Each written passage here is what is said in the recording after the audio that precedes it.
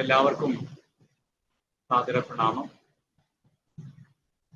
നമ്മുടെ മുൻപൊരിക്കൽ ഒരു വിഷയത്തെക്കുറിച്ച് ചർച്ച ചെയ്തിരുന്നു.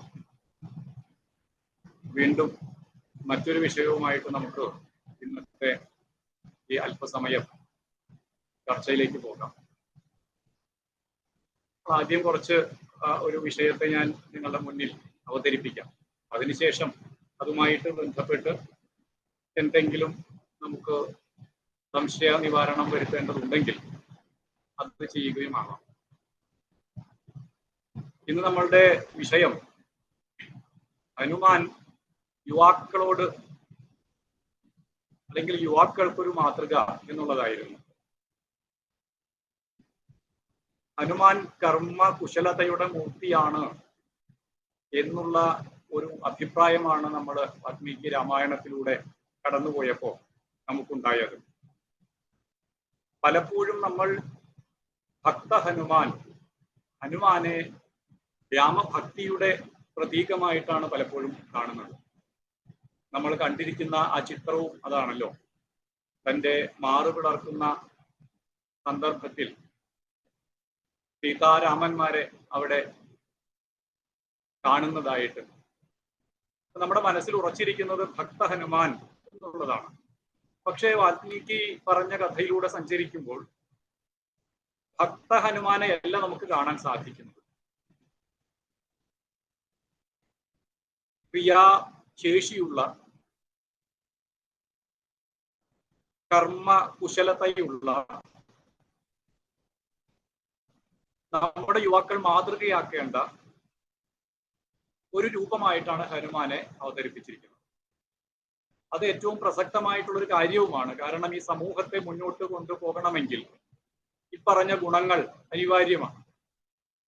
ഇന്ന് നമ്മൾ പുതിയ തലമുറയ്ക്ക് 21st സെഞ്ചുറി സ്കിൽ എന്നൊക്കെ പറയില്ലേ, 21ാം നൂറ്റാണ്ടിൽ നമ്മൾ ജീവിക്കുമ്പോൾ ഉണ്ടായിരിക്കേണ്ട നമ്മളുടെ ശേഷികൾ, അതിനെക്കുറിച്ചൊക്കെ പറയുമ്പോൾ അതിന് ഒരു മാതൃകയായിട്ട് വയ്ക്കാവുന്ന ഒരു കഥാപാത്രമായിട്ട് രാമായണത്തിലെ ഹനുമാനെയാണ് നമുക്ക് കാണാൻ സാധിക്കുന്നത്.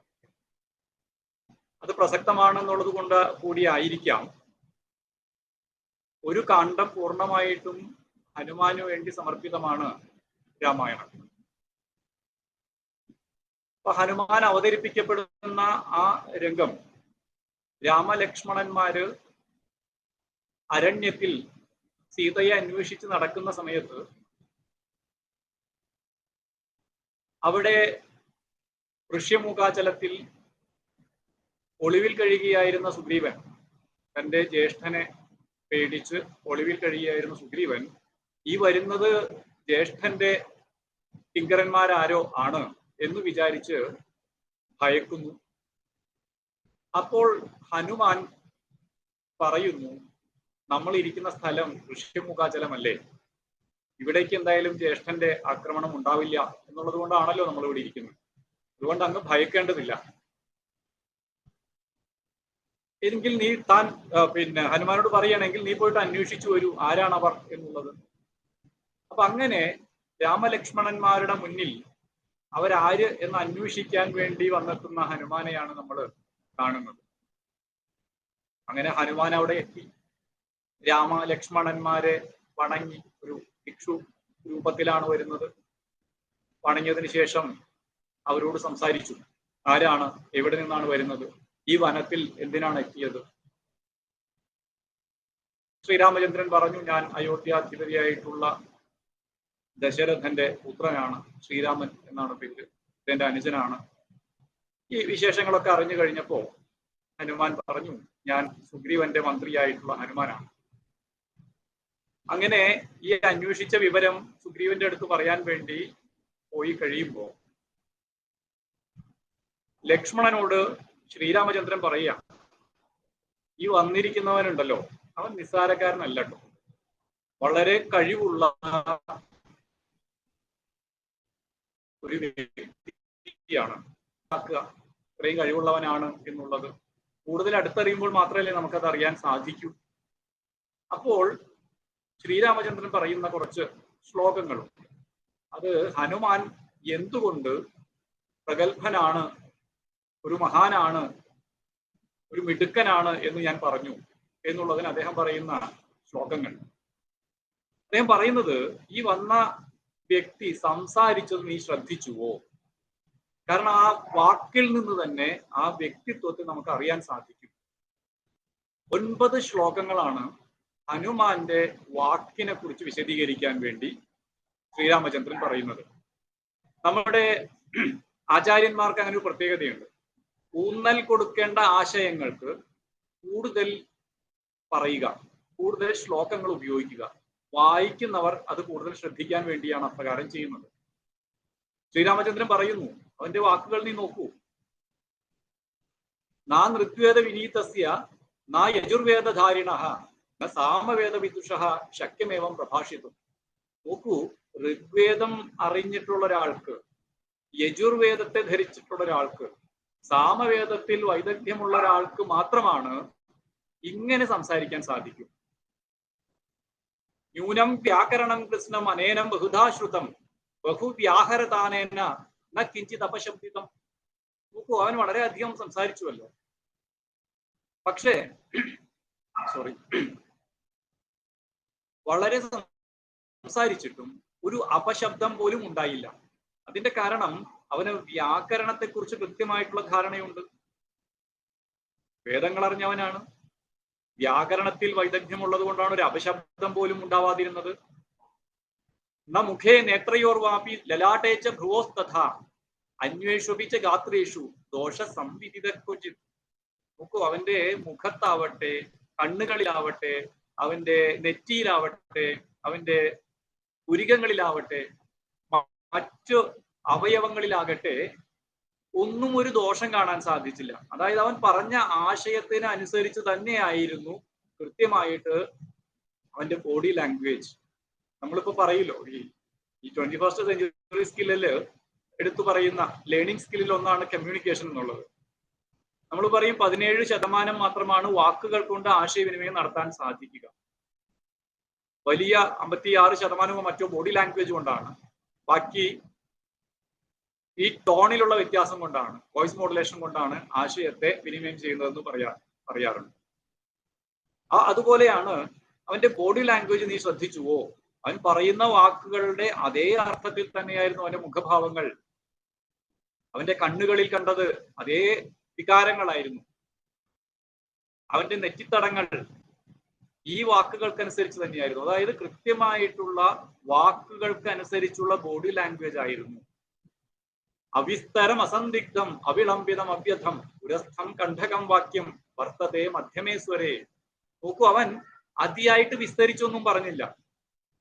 ചിലരൊക്കെ സംസാരിക്കാൻ തുടങ്ങിക്കഴിഞ്ഞാൽ ഈ കാര്യത്തിലേക്ക് എത്തുമ്പോഴേക്കും കുറെ കാട് കയറിയിട്ടുണ്ടാവും. അസന്ദിഗ്ധം, പറയുന്ന കാര്യത്തിൽ യാതൊരു സംശയവുമില്ല. കൃത്യമായിട്ട് ഉറച്ച വാക്കുകൾ ഉപയോഗിച്ചുകൊണ്ടാണ് അവൻ സംസാരിച്ചത്. അവിളംബിതം, വാക്കുകൾക്കിടയിൽ അഥവാ വാക്കുകൾക്കിടയിലുള്ള ഗ്യാപ്പുകൾ അല്ലെങ്കിൽ വളരെ വൈകി വരുന്ന വാക്കുകൾ പലപ്പോഴും സംസാര മധ്യത്തിൽ നമ്മൾ ഇങ്ങനെ ശ്രദ്ധിക്കാറുണ്ട്. സംസാരിക്കുമ്പോൾ തന്നെ ഇങ്ങനെ എന്നൊക്കെയുള്ള ഒച്ചകൾ ഉണ്ടാവുക, ശബ്ദങ്ങൾ ഉണ്ടാവുക, അല്ലെങ്കിൽ അവിടെ ഇടവേളകൾ വരിക. അങ്ങനെയൊന്നും കണ്ടില്ല. പുരസ്ഥം കണ്ഠകം വാക്യം വർത്തതേ മധ്യമേ സ്വരേ. കൃത്യമായിട്ടുള്ള സ്വരമാണ് ഉപയോഗിച്ചത്. അതിയായിട്ട് ഉച്ചത്തിലല്ല, വളരെ പതുക്കെയല്ല. മുന്നിൽ നിൽക്കുന്നവർക്ക് കൃത്യമായിട്ട് മനസ്സിലാക്കാൻ പാകത്തിലുള്ള സ്വരമാണ് അവൻ ഉപയോഗിച്ചത്. കാരണം അന്വേഷണമായിരുന്നല്ലോ, നിങ്ങൾ ആരാണ്, എവിടെ നിന്ന് വരുന്നു എന്നുള്ള അന്വേഷണമായിരുന്നു. ആ അന്വേഷണത്തിന് ഉതകുന്ന തരത്തിലുള്ള സ്വരമാണ് ഉപയോഗിച്ചത്. സംസ്കാര ക്രമസമ്പന്നാം അദ്രുതാം അവിളംബിതാം ഉച്ചാരയതി കല്യാണിയും വാചം ഹൃദയഹർഷിണിയും. വളരെ സംസ്കാരത്തോടു കൂടിയിട്ടായിരുന്നു അവന്റെ വാക്കുകൾ. വളരെ പെട്ടെന്നായിരുന്നില്ല, നല്ല ശരിയായിട്ടുള്ള രീതിയിലായിരുന്നു അതിന്റെ ഉച്ചാരണങ്ങൾ. അതുമാത്രമല്ല, നമ്മുടെ ഹൃദയത്തെ ആകർഷിക്കുന്ന തരത്തിൽ മംഗളകരമായിരുന്നു അവന്റെ വാക്കുകൾ. അനയാ ചിത്രയാ വാച ത്രിസ്ഥാന വ്യഞ്ജനസ്ഥയ കസ്യനാരാധ്യതേ ചിത്തം ഉദ്യദാസേരരേരപി. അവന്റെ ആ വാക്കുകളുടെ ഭംഗി കണ്ടോ? വാളൂരി വെട്ടാൻ നിൽക്കുന്ന ഒരാളാണെങ്കിൽ പോലും ഈ വാക്കുകൾ ഇങ്ങനെ പ്രയോഗിച്ചു കഴിഞ്ഞാൽ അവന്റെ ഹൃദയം അലിഞ്ഞു പോകില്ലേ? എന്നിട്ട് പറയും, ഇങ്ങനെയുള്ളൊരു ദൂതൻ ആർക്കാണോ ഇല്ലാത്തത്, അയാളുടെ കാര്യങ്ങൾ എങ്ങനെ നടക്കും എന്ന് ചോദിക്കുന്നു. വിസ്തരിച്ചു പറയുകയാണ്. അതായത് കമ്മ്യൂണിക്കേഷൻ സ്കിൽ എന്ന് പറയുമ്പോൾ, കമ്മ്യൂണിക്കേറ്റീവ് സ്കിൽ എന്ന് പറയുമ്പോൾ എന്തൊക്കെ കാര്യങ്ങളാണ് ആശയവിനിമയത്തിന്. ആശയവിനിമയം എന്ന് പറയുമ്പോൾ ആദ്യം നമ്മളിൽ ഒരു ആശയം ഉണ്ടാകുന്നു, ആ ആശയങ്ങൾക്ക് അനുസൃതമായിട്ടുള്ള വാക്കുകൾ അതിലേക്ക് ചേർത്ത് വെക്കുന്നു, ആ വാക്കുകളെ കൃത്യമായിട്ട് ഉച്ചരിക്കുന്നു, ആ ഉച്ചരിക്കുന്ന ശബ്ദത്തെ മറ്റുള്ളവർ കേട്ടിട്ട് ആ ശബ്ദത്തിലുള്ള അർത്ഥത്തെ ഡീകോഡ് ചെയ്യലാണ് ആശയവിനിമയം, എന്നിട്ട് മനസ്സിലാക്കുക ചെയ്യുന്നത്. ഇത് വിശദമായിട്ട് 9 ശ്ലോകങ്ങളിലൂടെയാണ് ഹനുമാന്റെ ഈ വാക്സിദ്ധിയെ കുറിച്ച് പറഞ്ഞു വെക്കുന്നത്. ഈ കമ്മ്യൂണിക്കേറ്റീവ് സ്കിൽ ഇന്ന് ഇക്കാലത്തെ ഏറ്റവും പ്രസക്തമാണ്. പ്രത്യേകിച്ചും ഒരു എന്താ പറയാ, ഒരു ഗ്ലോബൽ വില്ലേജ് എന്നുള്ള രീതിയിലൊക്കെ നമ്മൾ ഇന്ന് വ്യവഹരിക്കുമ്പോൾ ഭാഷകൾ അറിയുക, ആ ഭാഷയുടെ കൃത്യമായിട്ടുള്ള പ്രയോഗങ്ങൾ അറിയുക, ആ ഭാഷാ പ്രയോഗത്തിലൂടെ മാത്രം നമുക്ക് വേണമെങ്കിൽ ഇന്ന് ജീവിക്കാൻ പറ്റുന്ന ഒരു അന്തരീക്ഷമാണ് ഉണ്ടായിട്ടുള്ളത്. 21ാം നൂറ്റാണ്ടിലെ സ്കിൽ എന്ന് പറയുന്ന അതിനെ അക്കാലഘട്ടത്തിൽ തന്നെ ഹനുമാനിലൂടെ വരച്ചു കാണിക്കുകയാണ്. ഹനുമാൻ അത്രയും ഭാഷാശേഷിയുള്ള, ഇനി പല സന്ദർഭങ്ങളിലും ഹനുമാന്റെ ഈ ഭാഷാശേഷിയെ കുറിച്ച് നമുക്ക് അറിയാൻ സാധിക്കും. ഒന്നാമത്തെ ഈ കമ്മ്യൂണിക്കേറ്റീവ് സ്കിൽ എന്നുള്ളത് ഒരു പ്രധാനപ്പെട്ട ഒരു ഗുണമാണ്. അതിന്റെ മൂർത്തരൂപമായിട്ട് ഹനുമാനെ അവതരിപ്പിക്കുക. അതിനുശേഷം ഇങ്ങനെയുള്ള ദൂതന്മാരെ നമ്മൾ ഏതെങ്കിലും ഒരു കാര്യത്തിന് അയച്ചാൽ കൃത്യമായിട്ട് ആ ദൂത് കൊണ്ട് തന്നെ സർവ്വകാര്യവും സാധിക്കുമല്ലോ എന്ന് ഹനുമാനെ കുറിച്ച് പറയാം. അതായത് ദൂതിന് വേണ്ടി അയക്കുന്നത് ഇവിടുത്തെ ചില ആശയങ്ങൾ അവിടെ അറിയിക്കുന്നു ആ രാജാവിന്. ആ രാജാവ് അത് അംഗീകരിക്കുന്നുവോ ഇല്ലയോ തിരിച്ചു വന്നിട്ട് ആ കാര്യം പറയാം. പക്ഷെ ഇതുപോലെയുള്ള ഒരു ദൂതനാണ് പോകുന്നതെങ്കിൽ ആ കാര്യം സാധിച്ചിട്ടേ തിരിച്ചു വരുള്ളൂ. സർവ്വകാര്യങ്ങളും ആ ദൂത് കൊണ്ട് തന്നെ നടക്കും എന്ന്, ഈ വാക്കുകൊണ്ട് തന്നെ, അവന്റെ ഭാഷാശേഷി കൊണ്ട് തന്നെ നടക്കും എന്ന് ഹനുമാനെ കുറിച്ച് ലക്ഷ്മണനോട് ശ്രീരാമചന്ദ്രൻ പറയുന്ന ആ ഒരു സന്ദർഭമാണ് ആദ്യമായിട്ട് ഹനുമാൻ അവതരിക്കുന്ന സന്ദർഭം നമ്മൾ ഈ രാമായണത്തിലൂടെ കടന്നു പോകുന്ന സമയത്ത്. അതിനുശേഷം ഉണ്ടായ കഥകൾ ഞാൻ ഹനുമാനെ മാത്രം എടുത്ത് പറയുന്നത് കൊണ്ട് നമുക്ക് ചാടിച്ചാടി പോവാം ഹനുമാനെ പോലെ തന്നെ. അതിനുശേഷം ബാലി വധത്തിന്റെ സമയത്ത്, ഞാൻ കൂടുതൽ ആ കഥകളിലേക്ക് പോകുന്നില്ല. ബാലി വധം, ബാലി അമ്പേറ്റു വീണ് കിടക്കുന്ന സമയത്ത് അവിടെ സന്നിഹിതയായിട്ടുള്ള താര ദുഃഖിതയായിട്ട് ഭൂമിയിൽ കിടക്കുന്ന ഒരു രംഗമുണ്ട്. അപ്പൊ താരയെ ഹനുമാൻ ഉപദേശിക്കുന്ന ഒരു സന്ദർഭം അവിടെയുണ്ട്. തന്റെ ഭർത്താവ് അമ്പേറ്റു വീണ് മരണത്തിലേക്ക് നടന്നു പോകുന്ന ആ ഘട്ടത്തിൽ ദുഃഖം സഹിക്കവയ്യാതെ ഭൂമിയിൽ കിടന്ന് കരയുന്ന ആ താരയുടെ അടുത്തേക്ക് ഹനുമാൻ ചെന്നിട്ട് താരയോട് പറയുന്നു, നോക്കൂ, എല്ലാവരും അവരവർ ചെയ്യുന്ന കർമ്മങ്ങൾ അനുഭവിച്ചല്ലേ പോകാൻ സാധ്യമാകൂ. അതല്ലേ ഇവിടെയും സംഭവിച്ചത്. അങ്ങയുടെ ഭർത്താവ് വളരെ നല്ലവനായിരുന്നു, എല്ലാ കാര്യം കൊണ്ട് ധർമ്മിഷ്ഠനുമായിരുന്നു. പക്ഷേ ചില കർമ്മങ്ങളുടെ ഫലം അനുഭവിച്ചേ തീരൂ. അപ്പൊ ഇപ്പോൾ കരയാൻ, ഭർത്താവിന്റെ മരണത്തെ ചൊല്ലി കരയാനിരിക്കാതെ നിങ്ങളുടെ പുത്രനായിട്ടുള്ള അംഗദനെ പരിപാലിച്ചുകൊണ്ട് അവനെ രാജ്യഭാരം ഏൽപ്പിക്കാനുള്ള കാര്യങ്ങളിലായിരിക്കണം, അടുത്ത കാര്യങ്ങളിലായിരിക്കണം ഇപ്പോഴത്തെ ശ്രദ്ധ. ഇത് ദുഃഖമുണ്ടാകുന്ന സന്ദർഭം തന്നെയാണ്. പക്ഷെ ഇപ്പോ ഭൂമിയിൽ കിടന്ന് കരഞ്ഞുകൊണ്ട് നിങ്ങളുടെ ജീവിതം അവസാനിപ്പിക്കണമെന്ന് ചിന്തിക്കുകയല്ല വേണ്ടത്. അദ്ദേഹത്തിന്റെ ബാക്കിയാണല്ലോ അദ്ദേഹത്തിന്റെ പുത്രൻ ഇവിടെ നിൽക്കുന്നത്. ആ പുത്രനെ പരിപാലിച്ച് രാജ്യഭാരത്തിലേക്ക് അവനെ വളർത്തിക്കൊണ്ടുവരേണ്ട കാര്യത്തിലല്ലേ ശ്രദ്ധിക്കേണ്ടത്. എന്നിങ്ങനെ താരയെ ആശ്വസിപ്പിക്കുന്ന ഹനുമാനെ നമുക്ക് കാണാൻ സാധിക്കും. ആ ആശ്വാസം കൊണ്ട്, ആശ്വാസപ്പെടുത്തൽ കൊണ്ട് താര ആ കരച്ചിൽ നിർത്തി അവിടെ നിന്ന് എഴുന്നേൽക്കുകയും ആ സന്ദർഭത്തിൽ ഇത് കേട്ടുകൊണ്ടെന്ന വണ്ണമാണ് ബാലി തന്റെ പുത്രനെ വിളിച്ചിട്ട്, പുത്രനെ അല്ല സുഗ്രീവനെ വിളിച്ചിട്ട് തന്റെ തെറ്റുകളൊക്കെ ഏറ്റുപറഞ്ഞ് അംഗദനെ വിളിച്ചിട്ട് പിന്നെ സുഗ്രീവനെ ഏൽപ്പിക്കുന്നു. സുഗ്രീവനോട് പറയാണ്, ഞാൻ ഈ കർമ്മഫലം ആണ് ഞാൻ ഈ അനുഭവിക്കുന്നത്, എന്നെ ആ പാപത്തിൽ നിന്ന് നീ മോചിപ്പിച്ചയച്ചാലും, നീ എന്നോട് ക്ഷമിച്ചു എന്ന് പറഞ്ഞ് എന്നെ പാപത്തിൽ നിന്ന് മോചിപ്പിച്ചയച്ചാലും എന്ന് സുഗ്രീവനോട് പറയും. അപ്പൊ അവിടെയും ദുഃഖിതയായി കിടക്കുന്ന, ഭർത്താവ് മരിച്ച് ദുഃഖിതയായി കിടക്കുന്ന ഒരു സ്ത്രീയുടെ അടുത്ത് എപ്രകാരമാണ് ഹനുമാൻ ഉപദേശിക്കുന്നത്, അവരെ ആശ്വസിപ്പിക്കുന്നത് എന്ന് നമുക്ക് കാണാൻ പറ്റും. ആ സന്ദർഭം വായിച്ചു നോക്കുമ്പോൾ നമുക്കറിയാം എത്ര ഭംഗിയായിട്ടാണ് തന്റെ വാക്കുകൾ ഹനുമാൻ ഉപയോഗിക്കുന്നത് എന്ന് അവിടുന്ന് നമുക്ക് മനസ്സിലാക്കാൻ സാധിക്കും.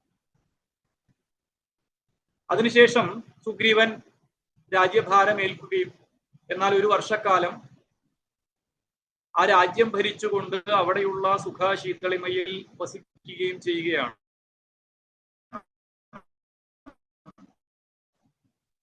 അതെ, താൻ സുഖിക്കുന്നത് ശരിയല്ല എന്ന് താരയുടെ ഉപദേശം ഉണ്ടാകുന്നുണ്ട്.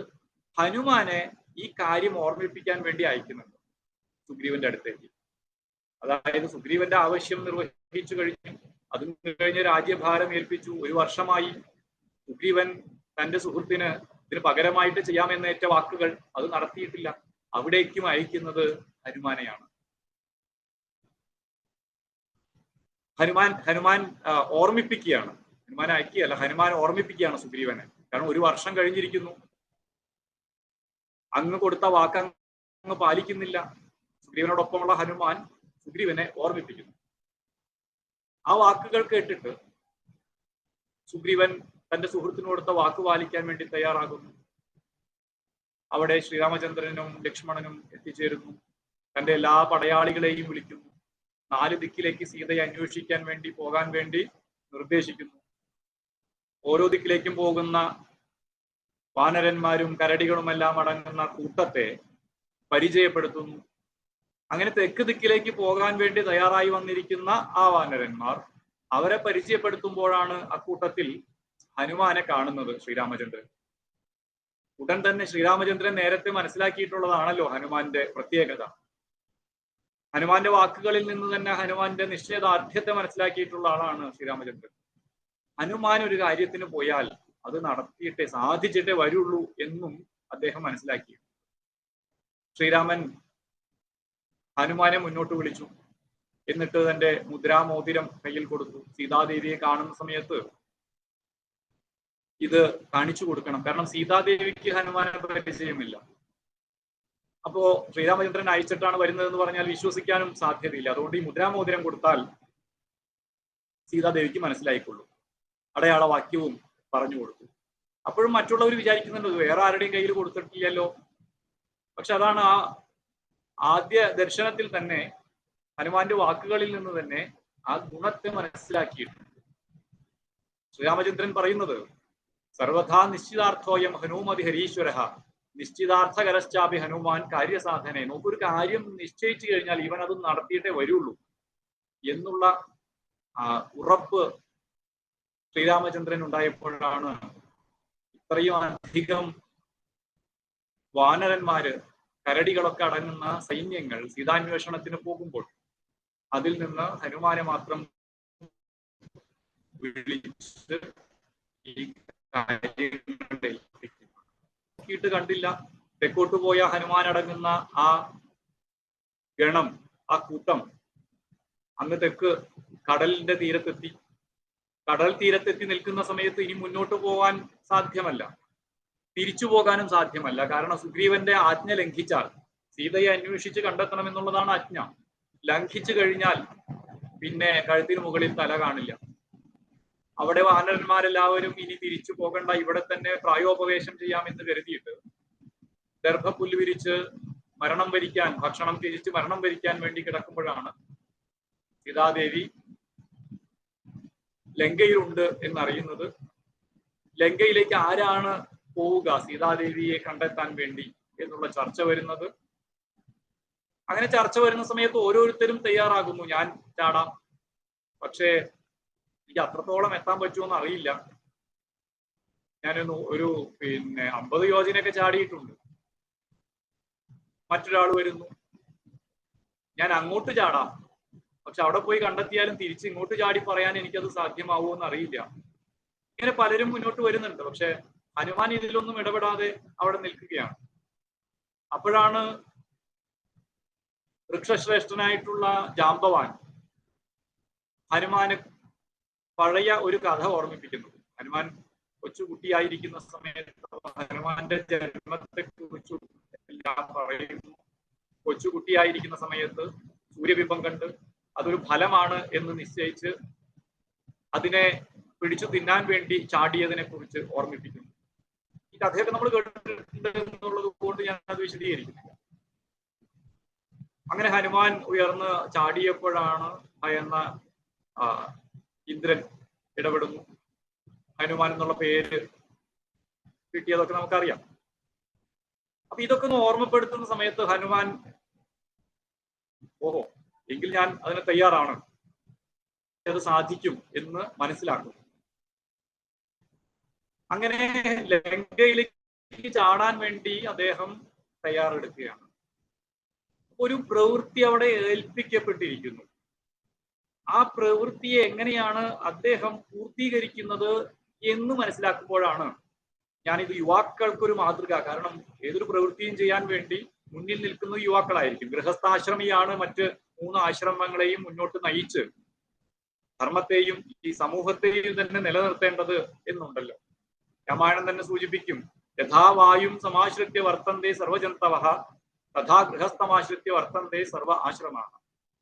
എങ്ങനെയാണോ വായുവിനെ ആശ്രയിച്ചുകൊണ്ട് എല്ലാ ജീവികളും നിലനിൽക്കുന്നത്, അതുപോലെ ഗൃഹസ്ഥാശ്രമിയെ ആശ്രയിച്ചുകൊണ്ടാണ് മറ്റ് ആശ്രമങ്ങൾ നിലനിൽക്കുന്നത്. കാരണം അപ്പോഴാണ് എല്ലാ ക്രിയാശേഷിയും അയാൾക്കുണ്ടായിരിക്കുക. മറ്റത് ബ്രഹ്മചര്യത്തിൽ പഠനം തുടങ്ങുകയാണ്. പിന്നെ ഗാർഹപത്യം ഉപേക്ഷിച്ചവനാണ് വാനപ്രസ്ഥി. സന്യാസി സർവവും ഉപേക്ഷിച്ചവനാണ്, കാമ്യകർമ്മങ്ങളെല്ലാം. ഗൃഹസ്ഥാശ്രമിയാണ് അറിവിനെ വിതരണം ചെയ്യേണ്ടത്, സമ്പത്തിനെ ആർജിക്കേണ്ടതും വിതരണം ചെയ്യേണ്ടതും, മറ്റു 3 ആശ്രമങ്ങളിൽപ്പെട്ടവരെ സംരക്ഷിക്കേണ്ടതും. അപ്പൊ അങ്ങനെയുള്ള യുവജനങ്ങൾക്ക് മാതൃകയാവേണ്ടതാണ് ഹനുമാൻ എന്ന് പറയാനുള്ള കാരണം ഈ ഏറ്റെടുത്ത പ്രവൃത്തി ഇനി എങ്ങനെയാണ് വിജയിക്കുന്നത്. അപ്പൊ ഏറ്റെടുത്ത പ്രവൃത്തി വിജയിക്കാൻ വേണ്ട ഒരു പ്രധാനപ്പെട്ട ഗുണത്തെക്കുറിച്ച് നേരത്തെ സൂചിപ്പിച്ചു കഴിഞ്ഞു, കമ്മ്യൂണിക്കേഷൻ സ്കില്ലിനെ. ഇനി ഇവിടെ നിന്ന് ആ പ്രവൃത്തി ഏറ്റെടുത്തപ്പോൾ സസൂര്യായ മഹേന്ദ്രായ പവനായ സ്വയംഭുവേ ഭൂതേഭ്യശ്ചാഞ്ജലിം കൃത്വ ചകാര ഗമനേ മതി. അവിടെ സൂര്യനെയും മഹേന്ദ്രനെയും വായുദേവനെയും എല്ലാ ഭൂതങ്ങളെയും വന്ദിച്ചുകൊണ്ട് അദ്ദേഹം ആ കടലിലേക്ക്, ആ കടലിന്റെ മധ്യത്തിലുള്ള ലങ്കയിലേക്ക് എടുത്തു ചാടാൻ തയ്യാറായി. അവിടെ ഉണ്ട് എന്ന് പറയപ്പെടുന്ന സീതയെ അന്വേഷിക്കാൻ വേണ്ടി രാമലക്ഷ്മണന്മാരെ മനസാ വന്ദിച്ചു, ബന്ധുക്കളെ ആലിംഗനം ചെയ്തു. ഇതൊരു പ്രവൃത്തിക്കും നാം ഇറങ്ങിത്തിരിക്കുന്നതിന് മുൻപ് നമ്മുടെ പൂർവികരെ, ദേവന്മാരെ, ബന്ധുക്കളെയൊക്കെ സ്മരിച്ച്, പണ്ടൊക്കെ നമ്മൾ കേൾക്കാറുണ്ട്, എന്റെ ഗുരുകാരണവന്മാരെ രക്ഷിക്കണേ, അല്ലെങ്കിൽ കൂടെ ഉണ്ടാവണേ എന്നൊക്കെ പ്രാർത്ഥിച്ചുകൊണ്ട് ഇറങ്ങുന്നത്. കാരണം അവരുടെയൊക്കെ അനുഗ്രഹം എനിക്ക് ഉണ്ടാകും എന്നുള്ളൊരു ആത്മവിശ്വാസം നമുക്കുണ്ടാകും. അപ്പൊ അങ്ങനെ ഇവരെ ബന്ധുക്കളെയൊക്കെ ആലിംഗനം ചെയ്തു. ഞാനിതാ പോയി അന്വേഷിച്ചിട്ട് വരാം. പ്ലവനെ കൃതനിശ്ചയ, ചാടാൻ കൃതനിശ്ചയനായിട്ട് നിശ്ചയിച്ചുറപ്പിച്ച്, അതിൽ യാതൊരു സംശയവും ഇല്ല. ഞാൻ അങ്ങോട്ട് കയറി മഹേന്ദ്രപർവ്വതത്തിന്റെ മുകളിലേക്ക് കയറി നോക്കുമ്പോ വിശാലമായിട്ടുള്ള സമുദ്രം കാണുന്ന സമയത്ത് ഭയന്ന് പിന്മാറുകയോ അങ്ങനെയൊന്നുമല്ല, ചാടാൻ ഉറപ്പിച്ചിട്ട് തന്നെ ദൃഢനിശ്ചയത്തോടു കൂടിയിട്ടാണ് അദ്ദേഹം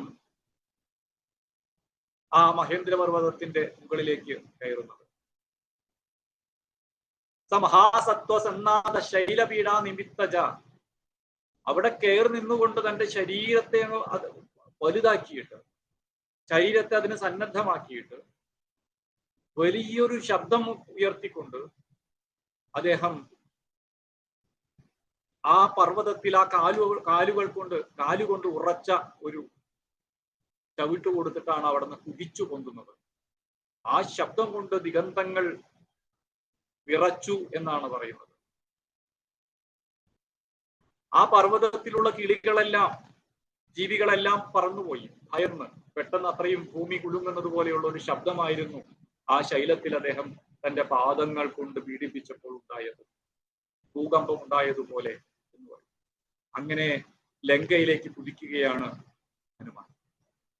അങ്ങനെ ലങ്കയിലേക്ക്, അഥവാ തന്റെ പ്രവൃത്തി ഏറ്റെടുത്തുകൊണ്ട് ഒരാൾ മുന്നോട്ട് പോകുമ്പോൾ വഴിയിൽ ഉണ്ടാകാവുന്ന തടസ്സങ്ങൾ, ആ തടസ്സങ്ങളെ എങ്ങനെയൊക്കെ മറികടന്നുകൊണ്ടാണ് ഹനുമാൻ മുന്നോട്ട് പോയത് എന്ന് നമ്മൾ മനസ്സിലാക്കേണ്ടത്. ആദ്യമായിട്ട് തന്നെ വഴിയിൽ വന്ന തടസ്സം എന്ന് പറയുന്നത് ഒരു സഹായമാണ്. സഹായ രൂപത്തിൽ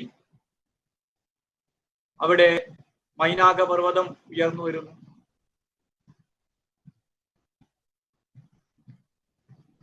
മൈനാക പർവ്വതം സാഗരത്തിന്റെ നിർദ്ദേശം അനുസരിച്ചാണ് അവിടെ ഉയർന്നു വരുന്നത്. കാരണം സാഗരം ഉണ്ടായത് അഥവാ സാഗരത്തെ വർദ്ധിപ്പിച്ചത് ശ്രീരാമന്റെ പൂർവികനായിട്ടുള്ള സഗരന്റെ പുത്രന്മാരിലൂടെയാണ്. അഹം ഇക്ഷ്വാകുനാഥേന സഗരേണ വിവർദ്ധിത ഇക്ഷ്വാകു സജീവശ്ചായം നവസീതിതുമർഹതി. സാഗരം മൈനാകത്തോട് പോയി പറയുന്ന സമയത്ത് ആലോചിക്കുന്നത് ഇതാ, ഈ ഇക്ഷ്വാകുനാഥനായിട്ടുള്ള സഗരനെ കൊണ്ടാണ് ഞാൻ ഇങ്ങനെ വർദ്ധിക്കപ്പെട്ടത്. അപ്പൊ എനിക്കൊരു കടപ്പാടുണ്ട്. എന്ത്? ആ ഇക്ഷ്വാകുനാഥനായിരിക്കുന്ന ഇക്ഷ്വാകു വംശത്തിൽപ്പെട്ട ശ്രീരാമചന്ദ്രന്റെ കാര്യത്തിന് വേണ്ടിയാണ് ഇപ്പോൾ ഹനുമാൻ ലങ്കയിലേക്ക് ചാടിയിരിക്കുന്നത്. അപ്പൊ സഹായിക്കേണ്ടത് എൻ്റെ ഒരു ചുമതലയാണല്ലോ. അതുകൊണ്ടാണ് മൈനാകത്തോട് പോയി പറഞ്ഞത്, നീ ഉയർന്നു ചെന്ന് അവന് വിശ്രമിക്കാനുള്ള വഴിയൊരുക്കുക.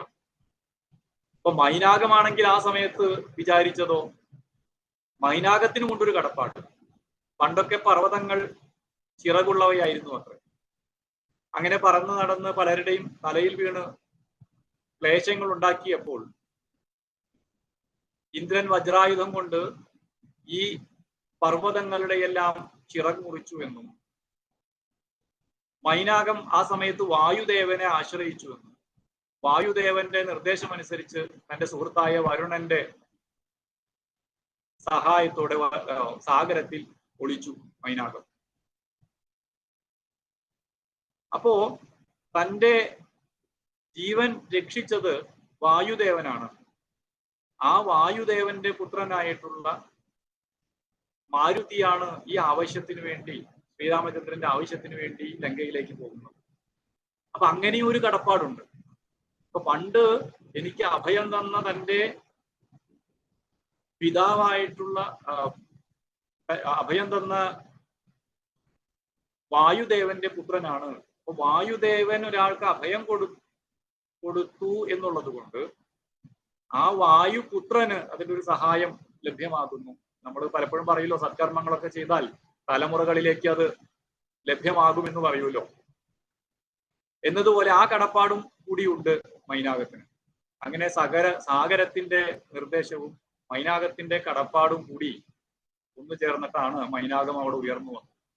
തന്റെ വഴി മധ്യത്തിൽ താൻ ലങ്കയിലേക്ക് മാത്രം ലക്ഷീകരിച്ചുകൊണ്ട് സഞ്ചരിക്കുമ്പോൾ തന്റെ വഴി മധ്യത്തിൽ ഉയർന്നു വന്ന മൈനാകത്തെ അത് തടസ്സമായി തീർന്നപ്പോൾ തന്റെ നെഞ്ചുകൊണ്ട് ഒറ്റ തള്ളിന് മറിച്ച് ഇട്ടു അത്രേ ആ പർവ്വതത്തെ ഹനുമാൻ. അപ്പോഴാണ് ഹനുമാന്റെ മുന്നിൽ ആ ഒരു മനുഷ്യരൂപം ധരിച്ച് പർവ്വശിഖരത്തിൽ നിന്നുകൊണ്ട് ഹനുമാനോട് പറഞ്ഞു, നോക്കൂ, ഞാൻ അങ്ങയെ സഹായിക്കാൻ വേണ്ടിയാണ് വന്നിരിക്കുന്നത്.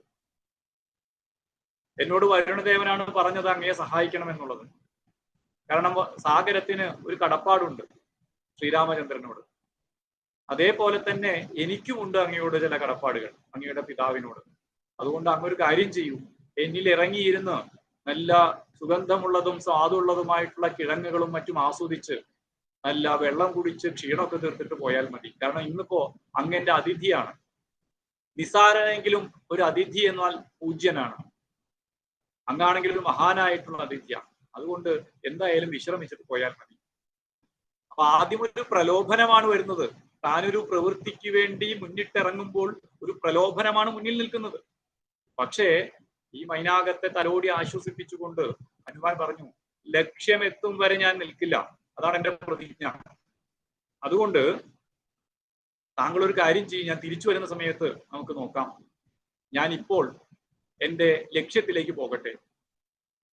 ഇത് കണ്ടപ്പോൾ തന്നെ ദേവന്മാരും ഇന്ദ്രനും മൈനാകത്തിന്റെ ആ ധൈര്യത്തിലും പ്രവൃത്തിയിലും മൈനാകത്തെ അഭിനന്ദിച്ചു. കാരണം ആ ഒളിവിൽ നിന്ന് ഹനുമാനെ സംരക്ഷിക്കാൻ വേണ്ടി, സഹായിക്കാൻ വേണ്ടി മുന്നോട്ട് വന്നു.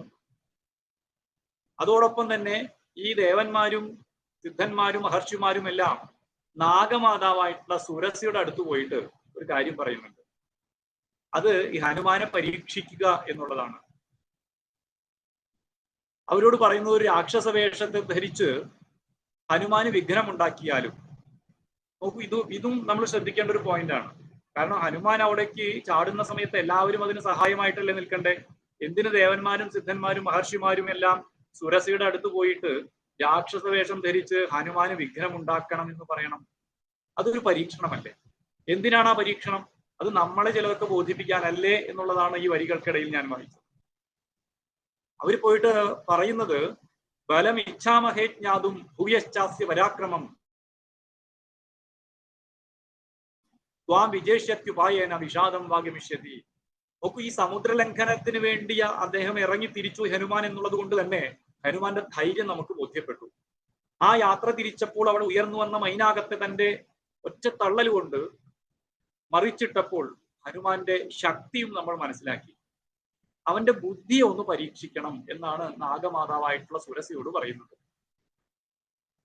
അപ്പൊ അങ്ങനെ ആ ബുദ്ധിയെ പരീക്ഷിക്കാൻ വേണ്ടി സുരസ ഹനുമാന്റെ മാർഗമധ്യത്തിൽ വരുന്നു. ഹനുമാൻ ഇങ്ങനെ യാത്ര തുടരുന്ന സമയത്താണ് വാ പിളർന്നു നിൽക്കുന്ന സുരസയെ കാണുന്നത്. സുരസ പറഞ്ഞു, ഈ വഴിയിലൂടെ പോകുന്നവരെല്ലാം എന്റെ വായിലൂടെയാണ് പോവാറ്. ഹനുമാൻ പറഞ്ഞു, എനിക്കിപ്പോ അതിനൊന്നും സമയമില്ല, ഞാനൊരു ലക്ഷ്യവുമായിട്ട് പോവുകയാണ്. സീതാദേവിയെ കണ്ടെത്തിയതിനു ശേഷം മാത്രമേ ഇനി എനിക്ക് വിശ്രമമുള്ളൂ. സുരസ പറഞ്ഞു, അല്ല, ഇത് ബ്രഹ്മാവിന്റെ വരമാണ്. ഈ വഴിയിലൂടെ പോകുന്നവരൊക്കെ എന്റെ വായിലൂടെ തന്നെ വേണം പോവാൻ. ഹനുമാൻ ചോദിച്ചു, എന്റെ ശരീരം വിഴുങ്ങാനുള്ള വിസ്താരം നിന്റെ വായിക്കുണ്ടോ? സുരസ തന്റെ വായ് വളരെ വലുതാക്കി കാണിച്ചു. ഹനുമാൻ തന്റെ ശരീരത്തെ വീണ്ടും വലുതാക്കി. സുരസ വീണ്ടും വായ് വലുതാക്കി.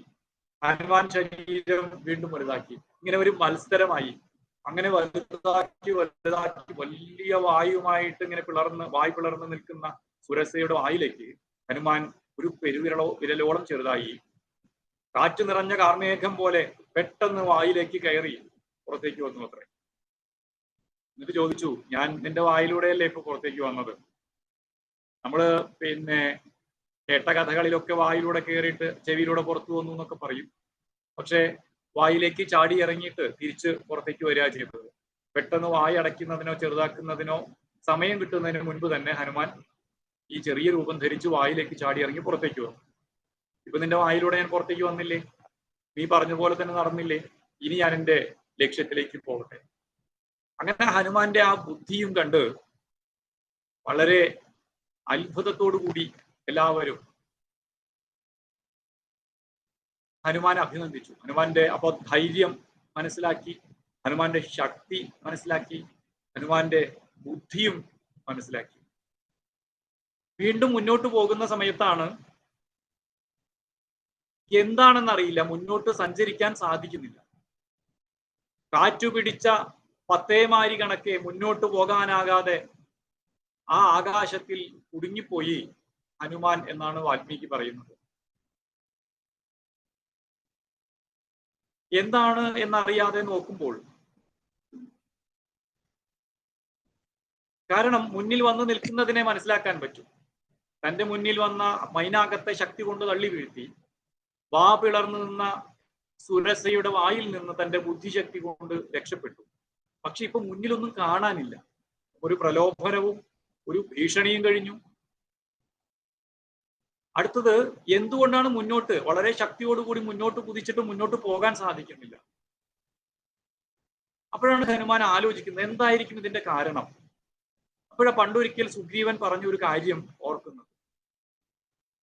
അതായത്, ഈ സാഗരത്തിൽ താമസിക്കുന്ന സിംഹിക എന്ന് പറയുന്ന ഒരു രാക്ഷസിയുണ്ട്. ആ രാക്ഷസി നിഴലിൽ പിടിച്ചു വലിക്കും. അതിലൂടെ പോകുന്ന പക്ഷികളുടെയോ മറ്റോ ഒക്കെ നിഴലിൽ പിടിച്ചാണ് വലിക്കുക, നേരിട്ട് മുന്നിൽ വരില്ല. ഹനുമാൻ പതുക്കെ താഴേക്ക് നോക്കി. അപ്പോഴതാ ഈ സിംഹിക താഴെ നിന്ന് നിഴലിൽ പിടിച്ചു വലിക്കുക. അപ്പോ നമ്മളൊരു പ്രവൃത്തി ഏറ്റെടുത്തത് ചെയ്യാൻ തുടങ്ങുന്ന സമയത്ത് പല രൂപത്തിൽ മുന്നിൽ വരുന്ന ഭീഷണികൾ ഉണ്ടാവും, രൂപമില്ലാതെയും വരും. രൂപമില്ലാത്ത ഭീഷണികളെ കണ്ടറിഞ്ഞ് അതിന് പരിഹാരമുണ്ടാക്കുക എന്നുള്ളത് എളുപ്പമല്ല. പല സംഘടനകളുടെ രൂപത്തിലോ അല്ലെങ്കിൽ പല ഭീകരന്മാരും ചെയ്യുന്ന ഒളിപ്പോരുകളൊക്കെ നമ്മൾ കാണുന്നുണ്ട്. ഇത് എവിടെ നിന്നാണ് ആരംഭിക്കുന്നതെന്നൊന്നും നമ്മൾ അറിയില്ല. ആരാണ് ഇതിന്റെ പിന്നിലെന്ന് നമ്മൾ അറിയില്ല. ഒളിഞ്ഞു നിൽക്കുന്ന ഭീഷണികൾ.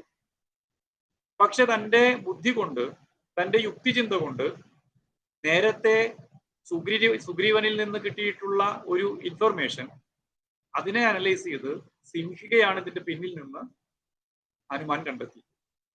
അങ്ങനെ ഒറ്റച്ചാട്ടത്തിന് സിംഹികയുടെ മേൽ ചാടി വീണു തന്റെ ഘോരമായിട്ടുള്ള മുഷ്ടിപ്രഹരം കൊണ്ട് സിംഹികയെയും ഇല്ലാതാക്കിയിട്ട് വീണ്ടും യാത്ര തുടരുകയാണ്. അപ്പോഴാണ് എല്ലാവരും കൂടി ഈ ഹനുമാനോട്, എല്ലാ ദേവന്മാരും ഋഷിമാരും കൂടി ഹനുമാനോട് പറയുന്ന ഒരു ശ്ലോകമുണ്ട്. യസ്യ ത്വേതാനി ചത്വാരി വാനരേന്ദ്ര യഥാ തവ. നോക്കൂ, ആർക്കാണ് വാനരേന്ദ്രനായ ഹനുമാന് നിന്നെ പോലെ ഈ 4 കാര്യങ്ങളുള്ളത്? അവൻ സ്വകർമ്മസു നസീദതി. അവൻ ഒരിക്കലും സ്വന്തം കാര്യങ്ങളിൽ പരാജയപ്പെടുകയില്ല. അവൻ ഏതൊരു കാര്യവും ചെയ്യാൻ തുനിഞ്ഞിറങ്ങിയാൽ പരാജയപ്പെടുകയില്ല. നിന്റെ പോലെ ഈ 4 കാര്യങ്ങൾ ഉണ്ടായാൽ മതി. ആ 4 കാര്യങ്ങൾ ഏതൊക്കെയാ? ധൃതിർ ദൃഷ്ടിർ മതിർ ദാക്ഷ്യം. ധൃതിർ ദൃഷ്ടിർ മതിർ ദാക്ഷ്യം. ധൃതി, ധൈര്യം. ഏതൊരു കാര്യവും ചെയ്യാനായിട്ട് ഇപ്പൊ നമ്മൾ 21st സെഞ്ചുറി സ്കില്ലിൽ പറയുന്ന, ലൈഫ് സ്കില്ലിൽ പറയുന്ന ഇനീഷ്യേറ്റീവ്, ഏതൊന്നും തുടങ്ങാൻ വേണ്ടി ധൈര്യത്തോടു കൂടി ആ പ്രവൃത്തി ആരംഭിക്കാൻ വേണ്ടി സാധിക്കുക. സർവപ്രയത്നത്താൽ ആ കാര്യത്തെ ആരംഭിക്കുക. രണ്ടാമത് ദൃഷ്ടി, വീക്ഷണം.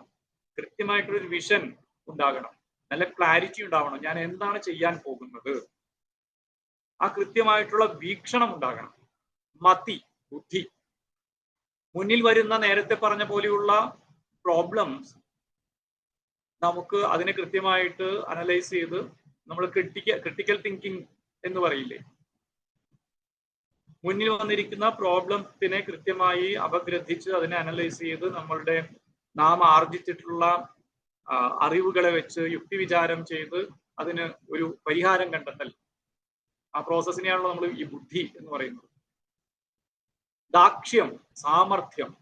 ഈ 4 കാര്യങ്ങൾ, ധൈര്യം, വീക്ഷണം, ബുദ്ധി, സാമർഥ്യം. ഈ 4 കാര്യങ്ങൾ നിന്നെ പോലെ ആർക്കാണോ ഉള്ളത് അവർ ഒരു കാര്യങ്ങളിലും അവർക്ക് നഷ്ടം സംഭവിക്കുന്നില്ല. ഏതൊരു പ്രവൃത്തി ചെയ്യാൻ വേണ്ടി ഇറങ്ങി പുറപ്പെട്ടാലും അത് സാധിക്കും എന്ന് പറയുന്നു. ഇത് നമ്മളോടല്ലേ പറയുന്നത് എന്നാണ് എനിക്കിത് വായിച്ചപ്പോൾ തോന്നിയത്.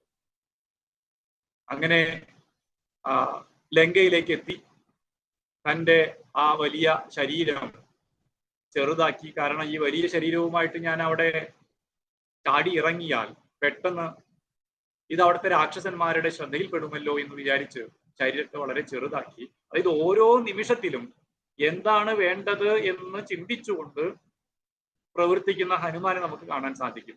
ഓരോ അടി വയ്ക്കുമ്പോഴും ഓരോ അടിയിലും ഞാൻ എപ്രകാരമാണ് പ്രവർത്തിക്കേണ്ടതെന്ന് ആലോചിച്ചുറപ്പിച്ചിട്ടാണ് ഓരോ സ്റ്റെപ്പും മുന്നോട്ട് വയ്ക്കുന്നത്. അത് നമുക്ക് കാണാൻ സാധിക്കും.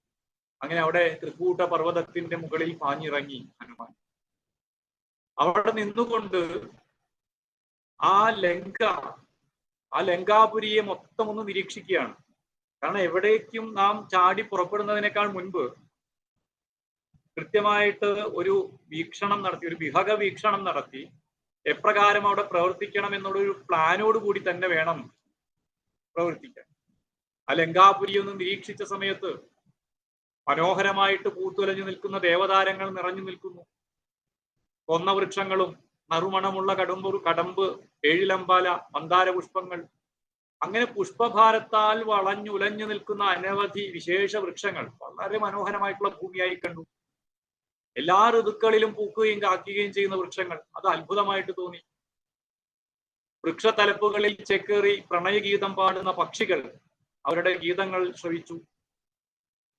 അവിടെയുള്ള കുളങ്ങളിൽ നിറഞ്ഞ താമരത്താരുകൾക്കിടയിലൂടെ നീന്തിക്കളിക്കുന്ന അരയന്നങ്ങൾ, അങ്ങനെയുള്ള അരയന്നങ്ങൾ നിറഞ്ഞ ധാരാളം ജലാശയങ്ങൾ, ജലക്രീഡ നടത്താൻ വേണ്ടി ക്ഷമമായിട്ടുള്ള ചെറു കുളങ്ങളോട് കൂടിയിട്ടുള്ള മനോഹരമായിട്ടുള്ള പൂന്തോട്ടങ്ങൾ, അവിടെ അതിക്രമിച്ച് കയറാതിരിക്കാൻ ആഴമുള്ള കിടങ്ങുകളാൽ സംരക്ഷിക്കപ്പെട്ടിരിക്കുന്നു.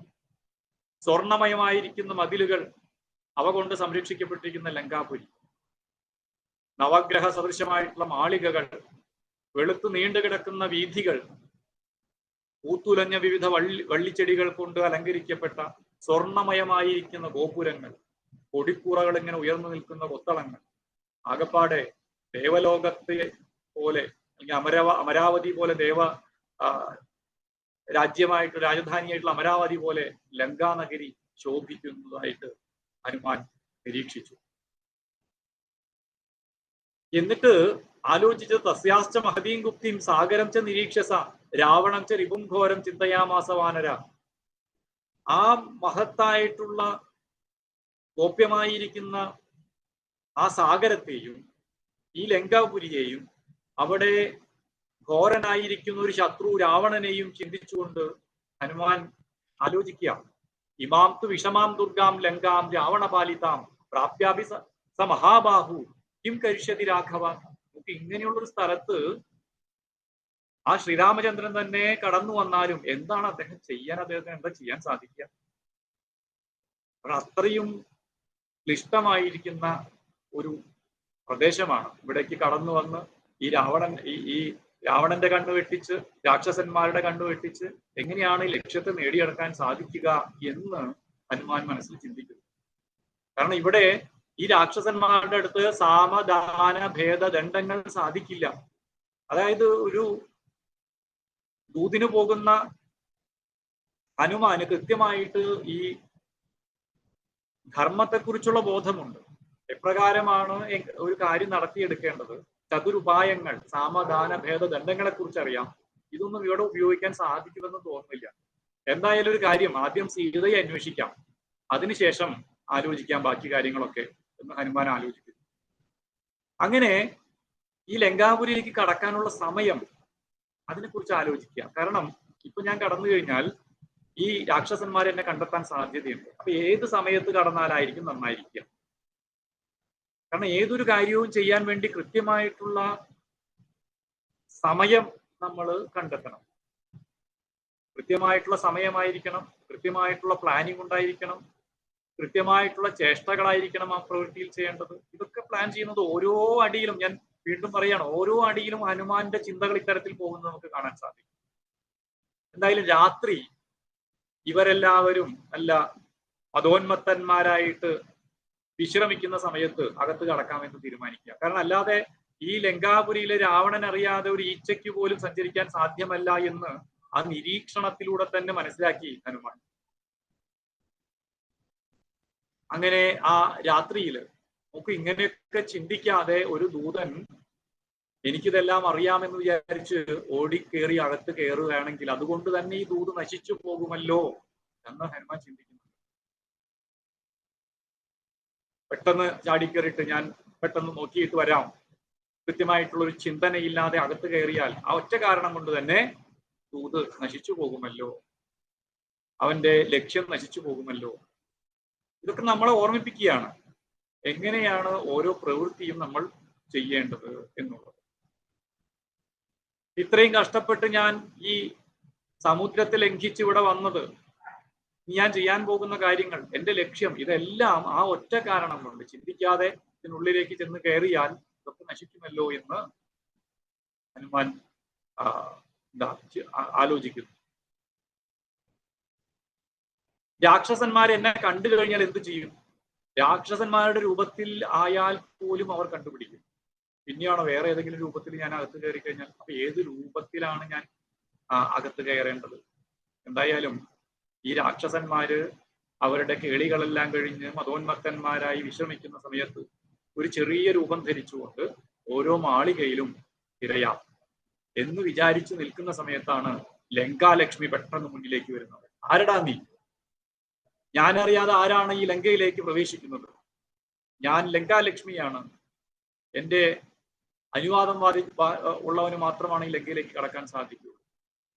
നേരിട്ട് എതിർക്കാൻ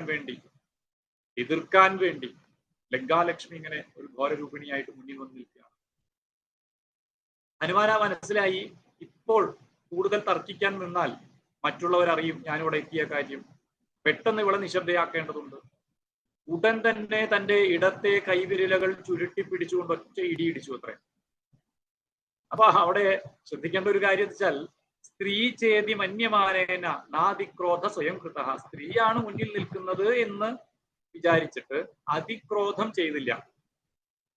കാരണം സ്ത്രീ സ്വഭാവേന രക്ഷിത എന്ന് രാമൻ ഒരിക്കൽ പറയുന്നുണ്ട്. സ്ത്രീകളെ പരിഗണിച്ചിരുന്നത് അത്തരത്തിലായിരുന്നു. കായിക ബലം അവർക്ക് കുറവാണ്. അവരുടെ സ്ത്രീക്ക് കൊടുത്തിരിക്കുന്ന ചില പ്രിവിലേജുകളൊക്കെ ഉണ്ട്. നമ്മൾക്ക് അതിലേക്ക് കടക്കണ്ട. എന്തായാലും ഇവിടെ മുന്നിൽ നിൽക്കുന്നത് ആരാണ് എന്ന് കൃത്യമായിട്ട് മനസ്സിലാക്കിയിട്ട് അവരെ ഇപ്പോൾ നിശബ്ദരാക്കാൻ വേണ്ടി എന്താണോ ചെയ്യേണ്ടത് അതാണ് ചെയ്തത്. ഇടത് കൈ ചുരുട്ടി പിടിച്ചു. വലത് കൈ കൊണ്ട് ഒരു ഇടി കൊടുത്താൽ താങ്ങാനുള്ള ശേഷി ഉണ്ടാവില്ല. അതുകൊണ്ട് ഇടത് കൈ കൊണ്ട് ആ ഇടി കൊണ്ട് താഴെ വീണപ്പോ തന്നെ ലങ്കാലക്ഷ്മിയുടെ അഹംഭാവം അവിടെ ഇരുകയും വളരെ ഗദ്ഗതത്തോടുകൂടി ക്ഷമ ചോദിച്ചു. നീ ആഗ്രഹിക്കുന്നത് പോലെ എവിടെയാണ് എന്ന് വെച്ചാൽ പോയി കണ്ടുകൊള്ളൂ, ഞാൻ തടുക്കാനായിട്ട് വരുന്നില്ല എന്ന് പറഞ്ഞു അത്രേ. അങ്ങനെ ഹനുമാൻ നിശ്ചയിച്ചുറപ്പിച്ച ആ സമയത്ത് ലങ്കാപുരിയിലേക്ക് ഉള്ളിലേക്ക് പ്രവേശിക്കുന്നു. പല പല കോട്ടകൾക്കകത്ത് നിന്ന് അല്ലെങ്കിൽ ഉയർന്നു നിൽക്കുന്ന വീടുകൾക്ക്, കൊട്ടാരങ്ങൾക്ക് അകത്തു നിന്നെല്ലാം മന്ത്രസ്വരങ്ങൾ, താരമധ്യ മന്ത്രസ്വരങ്ങളിൽ മുഴങ്ങുന്ന സംഗീതം, അതായത് ഉയർന്നതും മധ്യത്തിലും താഴ്ന്നതുമായിട്ടുള്ള സ്വരങ്ങളിൽ ഉണ്ടാകുന്ന സംഗീതം, കാൽച്ചിലമ്പുകളുടെ ശബ്ദം. കാരണം വെച്ചാൽ അവിടെയൊക്കെ നൃത്തവും പാട്ടും ഒക്കെ ആയിട്ട് ഈ രാക്ഷസന്മാരുടെ കേളികളാണ്. ചില സ്ഥലങ്ങളിൽ ശുശ്രാവ ജപതാം തത്ര മന്ത്രാൻ രക്ഷോ ഗൃഹേഷു വൈ. ചില ഗൃഹങ്ങളിലാച്ചാൽ മന്ത്രജപമാണ് കേൾക്കുന്നത്. അവിടെ യജ്ഞ നിർവഹണം നടത്തുന്നതിന്റെ മന്ത്ര ജപങ്ങൾ കേൾക്കുന്നു. സ്വാധ്യായ നിരതാംശ്ചൈവ യാതുധാനം ദദർശസ. ചില സ്ഥലങ്ങളിൽ നിന്ന് സ്വാധ്യായം ചെയ്യുന്നതിന്റെ, ഈ രാക്ഷസന്മാർ സ്വാധ്യായം ചെയ്യുന്നതിന്റെ ശബ്ദങ്ങളാണ് കേൾക്കുന്നത്. അപ്പോൾ രാക്ഷസന്മാരാണെങ്കിലും അവിടെ എല്ലാ തരത്തിലുമുള്ള സ്വഭാവത്തോടു കൂടിയവരുണ്ട്. ആസുരിക ഗുണം ഉയർന്നു നിന്നാലും രാവണന്റെ ഗുണത്തെ പറയുന്നുണ്ട് ഹനുമാൻ കുറച്ച് കഴിയുമ്പോൾ. അതായത് അധർമ്മം അനുഷ്ഠിക്കുമ്പോൾ മാത്രം, അധർമ്മം ചെയ്യുമ്പോൾ മാത്രം അതിനാണ് എതിർ എന്താ പറയുക ഒരു ഫലമുണ്ടാകുന്നത്. ധാർമ്മികരായിട്ട് ജീവിക്കുന്നവർക്കൊന്നും അത്തരം അനുഭവങ്ങൾ ഉണ്ടാവേണ്ടതില്ല. ആവട്ടെ, അത് രാവണനെ കാണുന്ന സന്ദർഭം എടുത്തു പറയേണ്ടത്. അപ്പോൾ ഞാൻ സൂചിപ്പിക്കാം ഒന്നുകൂടി. എന്തായാലും സീതയെ കൊണ്ടുപോയിരിക്കുന്നത് രാവണനാണ്. രാവണന്റെ അന്തഃപുരത്തിലാണല്ലോ സീതയെ അന്വേഷിക്കേണ്ടത്. അങ്ങനെ രാവണന്റെ അന്തഃപുരത്തിലേക്ക് കയറി. അതാ രാവണന്റെ തൊട്ടടുത്ത് തന്നെ സുന്ദരിയായിട്ടുള്ള ഒരു സ്ത്രീ കിടന്നുറങ്ങുന്നു. ആദ്യം ഹനുമാൻ ഉറപ്പിച്ചു ഇത് തന്നെയായിരിക്കും സീത. പക്ഷേ അവിടെ ചിന്തിക്കുകയാണ് ഹനുമാൻ. കാരണം ശ്രീരാമചന്ദ്രൻ പറഞ്ഞത് കേട്ടതനുസരിച്ചും മറ്റുള്ളവരുടെ വാക്കുകളിൽ നിന്നൊക്കെ മനസ്സിലാക്കിയതനുസരിച്ച് സീത ഒരിക്കലും ഇങ്ങനെ രാവണന്റെ സമീപത്ത് കിടക്കാൻ സാധ്യതയില്ല. കാരണം അത്രയും പാതിവ്രത്യത്തെ കുറിച്ചും എല്ലാം കേട്ടിട്ടുണ്ട് സീതയുടെ. അപ്പൊ സീതയായിരിക്കില്ല. അങ്ങനെ അത് മണ്ഡോദരിയായിരുന്നു, രാവണന്റെ പത്നിയായിട്ടുള്ള മണ്ഡോദരി. അവിടെ മറ്റുള്ള സ്ത്രീകൾ, കാരണം ഒട്ടനവധി സ്ത്രീകൾ അന്തഃപുരത്തിലുണ്ട്. രാവണന്റെ ഒരു പ്രത്യേകത തന്നെ, എവിടെ പോയാലും നല്ല സ്ത്രീകളെയൊക്കെ കണ്ടു കഴിഞ്ഞാൽ അവിടെ നിന്ന് തന്റെ നല്ല സ്ത്രീകളെ എന്നല്ല, നല്ലത് എവിടെ കണ്ടാലും അത് ഉടൻ തന്നെ കൊണ്ടുവന്ന് തന്റെ അന്തഃപുരത്തിൽ, തന്റെ നഗരിയിൽ, ലങ്കാപുരിയിൽ സ്ഥാപിക്കല് രാവണന്റെ ഒരു സ്വഭാവമാണ്. സ്ത്രീകളെ കണ്ടാൽ വിടുവില്ല. അപ്പൊ അവിടെ അന്വേഷിക്കുന്ന സമയത്ത് സ്ത്രീകൾ ഇങ്ങനെ മധോന്മത്തരായി കിടന്നുറങ്ങുന്നു. അഴിഞ്ഞുലഞ്ഞ ചേലകളാണ്. പലരുടെയും നഗ്നത പുറത്തു കാണിച്ചുകൊണ്ടാണ് കിടന്നുറങ്ങുന്നത്. അതിലെല്ലാം എന്തായാലും സീതയെ അന്വേഷിച്ചു. പക്ഷെ സീതയെ കണ്ടില്ല.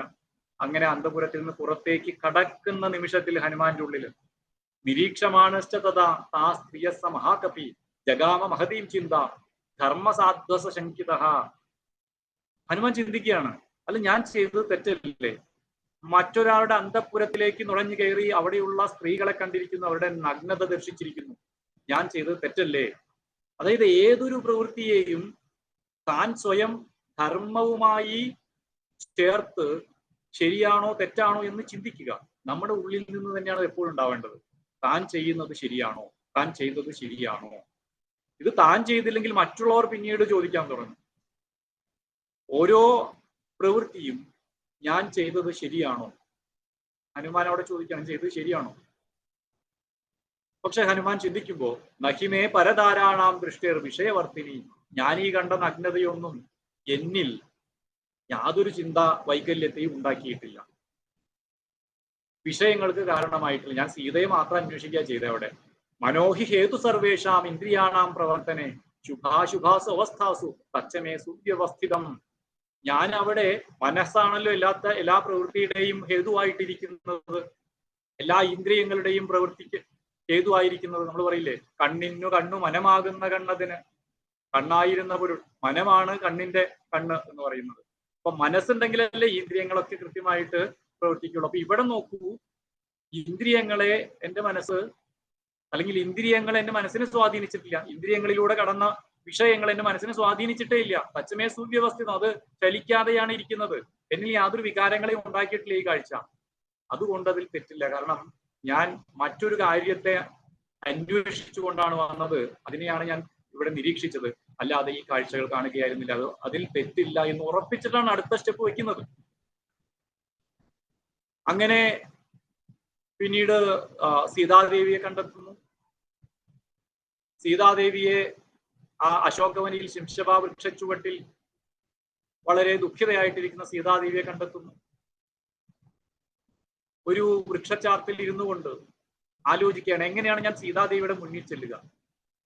ഇത് പറഞ്ഞത് കേട്ടതനുസരിച്ച് ശ്രീരാമചന്ദ്രൻ പറഞ്ഞിട്ടും ലക്ഷ്മണൻ പറഞ്ഞു, മറ്റുള്ളവരൊക്കെ പറഞ്ഞു കേട്ട് നല്ല പരിചയമുണ്ട് സീതാദേവിയെ. അപ്പൊ സീതാദേവിയുടെ മുന്നിലേക്ക് ഓടി ചെല്ലുകയാണ്, ഞാൻ അവിടെ നിന്നാ വരുന്നതെന്ന് പറഞ്ഞു കഴിഞ്ഞാൽ അങ്ങനെയായിരിക്കും പെട്ടെന്ന് നമ്മളൊക്കെ സാധാരണ ചെയ്യുക. പക്ഷെ ഹനുമാൻ ആലോചിക്കുന്നത്, ഞാൻ ഇതുവരെ സീതാദേവിയെ കണ്ടിട്ടില്ലല്ലോ, സീതാദേവിക്ക് എന്നെയും അറിയില്ല. അപ്പൊ ഞാൻ ഏത് വേഷത്തിൽ അവിടെ ചെന്നാലും സീതാദേവി തെറ്റിദ്ധരിക്കും.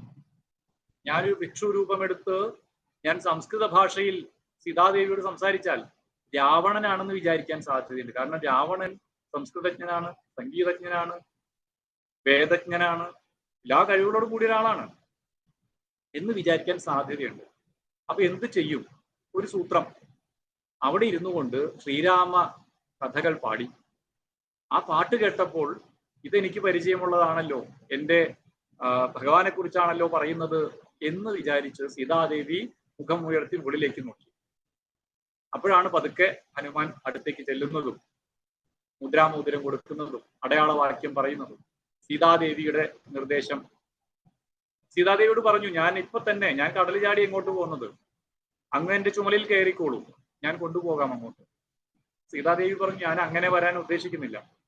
എന്റെ ഭർത്താവ് എന്നെ തട്ടിക്കൊണ്ടുവന്നതാ. എന്റെ ഭർത്താവ് ഇവിടെ വന്ന് എന്നെ തട്ടിക്കൊണ്ടുവന്നവനെ ഇല്ലാതാക്കി എന്നെ മോചിപ്പിച്ചു കൊണ്ടുപോകണം. അതാണ് അദ്ദേഹത്തിന് കീർത്തി ഉണ്ടാക്കുന്ന കാര്യം. അല്ലാതെ ഞാൻ വരാൻ ഉദ്ദേശിക്കുന്നില്ല. എന്തായാലും കണ്ടെത്തി, സീതാദേവിയെ കണ്ടുപിടിച്ചു, ഇന്ന സ്ഥലത്തുണ്ട് എന്ന് പറഞ്ഞാൽ മതി, ഇവിടെ നിന്ന് തിരിച്ച് യാത്രയാവാം. പക്ഷെ ഹനുമാൻ ആലോചിച്ചത്, ഞാനിത് അവിടെ പോയി പറഞ്ഞാൽ എന്താ ഉണ്ടാവുക? സ്വാഭാവികമായിട്ടും അവിടെ നിന്ന് എല്ലാവരും കൂടി സീതാദേവിയെ വീണ്ടെടുക്കാൻ വേണ്ടി ഇവിടേക്ക് വരും. അപ്പൊ ഇങ്ങോട്ട് വരുന്ന സമയത്ത് ഇവിടെ എങ്ങനെയാണ് ഇവിടത്തെ ഈ സംരക്ഷണങ്ങളൊക്കെ ഉള്ളത്, എവിടെയൊക്കെ സൈന്യ വിന്യാസമൊക്കെ ചെയ്തിട്ടുള്ളത്, സുരക്ഷാ ക്രമീകരണങ്ങൾ എന്തൊക്കെ, ഇതൊക്കെ അറിഞ്ഞിരുന്നാലല്ലേ അങ്ങനെ വരുമ്പോൾ സീതാദേവിയും കൊണ്ട് പോകാൻ പറ്റുള്ളൂ. ഞാൻ അവിടെ ചെല്ലുന്ന സമയത്ത് ഇതൊക്കെ ചോദിച്ചാലോ എന്നോട്? അപ്പൊ ഇതൊക്കെ കാണണ്ടേ? നമുക്ക് ഒരു കാര്യത്തിന് അയച്ചു കണ്ടെത്തി വരാനേ പറഞ്ഞിട്ടുള്ളൂ. പക്ഷേ ഇതിനെ തുടർന്ന് എന്താണ് സംഭവിക്കാൻ പോകുന്നത്, അപ്പോൾ ആവശ്യമായിട്ടുള്ള എന്തൊക്കെ ഇൻഫർമേഷനാണ് ഞാൻ കളക്ട് ചെയ്യേണ്ടത് എന്നൊക്കെ ചിന്തിച്ചിട്ടാണ് ഹനുമാൻ പിന്നീട് തിരിച്ചു പോകുന്നത്. അപ്പൊ അതിനുവേണ്ടി ശ്രദ്ധ ക്ഷണിക്കാൻ വേണ്ടിയാണ് അവിടെയുള്ള